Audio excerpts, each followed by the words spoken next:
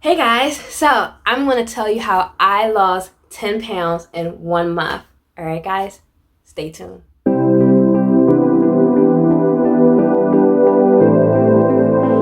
Hey guys, welcome back to my channel. It's your favorite vegan friend, Cece Marie. That is me. And welcome back to my channel, guys. So today, I lost 10 pounds, guys. I lost 10 pounds in 1 month.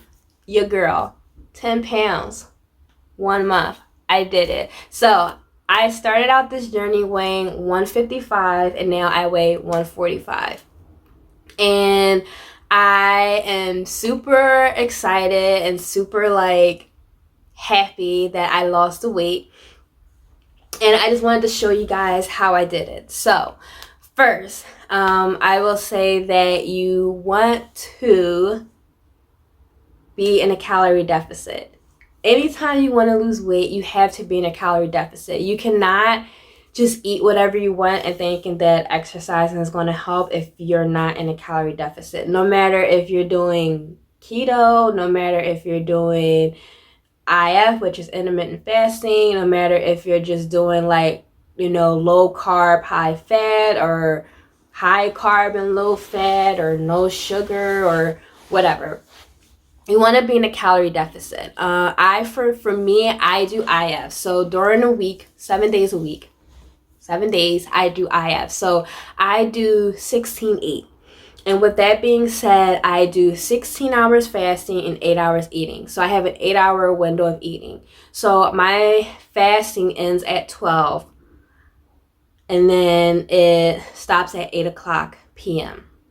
And so that 8-hour window, I can eat and get my calories in and get my nutrients in and things like that. Sometimes it doesn't really mean that I have to start eating at 12, because I find that sometimes I may not be hungry at 12. I may be hungry at 1 or 2, but I have that 8-hour window of eating. So with intermittent fasting is just, you're just giving your stomach, for me, I find that I'm just giving my stomach a chance to rest and a chance to use up the nutrients from the day before, and just to give it time to heal. So that way I'm not just constantly eating, because you're constantly working your stomach every single time you eat, and your stomach never really has a time to rest. So I find that it's just kind of like resetting myself for the next day or for the next time I'm eating, and just making sure that my body is using up all the nutrients that I'm putting into my body and stuff like that. So I find for me, IF is just really good, because then it also controls my eating, because I am like an emotional eater. I eat when I'm bored. I eat when I'm happy. I eat when I'm hungry. I eat when I'm not hungry. I eat when I'm just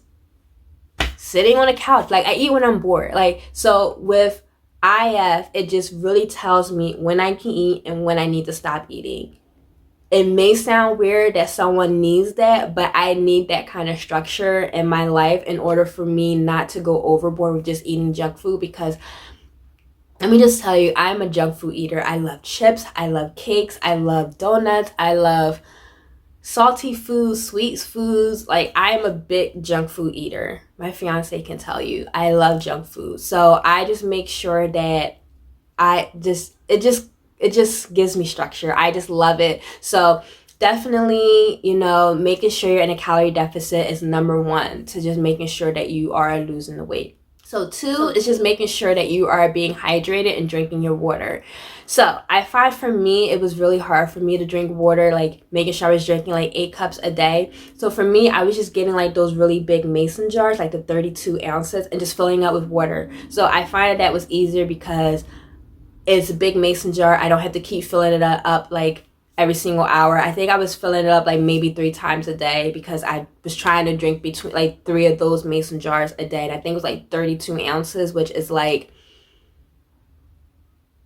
9 cups, 6 cups of water, something like that. So it was 32 ounces. So you want to make sure you're drinking water. Just find a way for you to get your water in. I would say if you can drink 8 cups of water, great. But if you can't, work your way up to that. Nothing is done overnight. You know, like the saying goes, Rome wasn't built overnight. So automatically, if you're not drinking 8 cups to begin with, you're not going to do it overnight. You may start for like a couple of days, but somewhere along the line, you're going to fall off because you're going to get bored with it. So just make sure you work your way up to that. There's ways that you can like infuse your water with like lemon or fruits or like cucumber or things like that. I find with drinking water with lemon helps me sometimes just because it's flavor and it's not just like boring regular water. So maybe flavoring your water may really help too.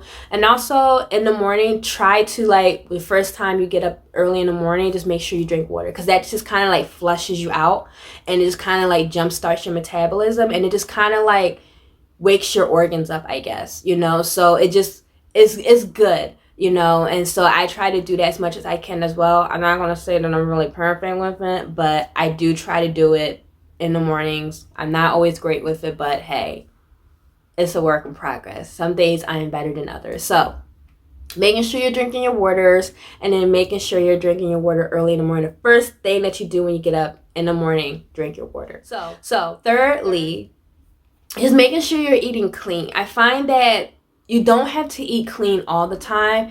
I am vegan, but I did raw vegan for like 2.5 weeks, and that's not my normal diet. Like, not at all. That is not my normal diet. I like pizza, I like cheeseburgers, like that is not my normal diet. But I decided to go raw vegan just to like A, see what it's about, but B, just kind of like get some new ideas for recipes and kind of just, you know, experiment a little. Make sure you stay tuned for that video, because woo, that video is going to be fun. But anyway, I did raw vegan for like 2.5 weeks, and so I find that it was really cool. But just making sure that you're incorporating like more vegetables in your diet, more fruit, because fruit has that natural sugars that our bodies can easily break down. Making sure you incorporate like more dark greens, more natural carbs like potatoes and quinoa and sweet potatoes and things like that. And making sure you're trying to stay away from as much processed stuff as possible. So like bread, like, you know, fried foods like cakes, like sweets, like ice cream, you know, make sure you're staying away from all the processed stuff as much as possible. I will say, if you're up to it, definitely try a plant-based diet or a vegan diet if you can, or I should say plant-based. Make sure that if you are up to it, try a plant-based diet if you can, just because, you know, allowing your body to rest and seeing what it can do without maybe the dairy products and things like that will probably be most beneficial in your road to losing weight. You don't have to, but I say try it out, because, you know, that would definitely put you in a calorie deficit if you are wanting to lose weight, just going plant-based and seeing how that works for you. So that's number 3. 4 is exercise. So making sure you are exercising. I am doing a Chloe Ting challenge, and so that has been helping me. But I would definitely just say, just make sure you are moving around, making sure you are like getting sweating and things like that. I would recommend a good exercise. It's HIIT.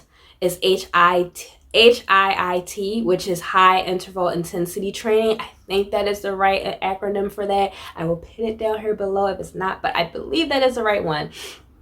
So HIIT is just getting like high interval training. So it's just working, exercising, and a small rest, and then you're back to working. So you're like maybe 30 seconds of like high, or 1 minute of high exercising, like high knees, butt kicks, I don't know, burpees, planks, and then you may have like a 5 or 10 second rest, and then you're back at it. So you're getting your heart rate up, letting it come down for a second, and then getting back up again. And that's how you're going to like sweat and like just work off and like not work off, but like you're going to sweat and lose that body fat and things like that.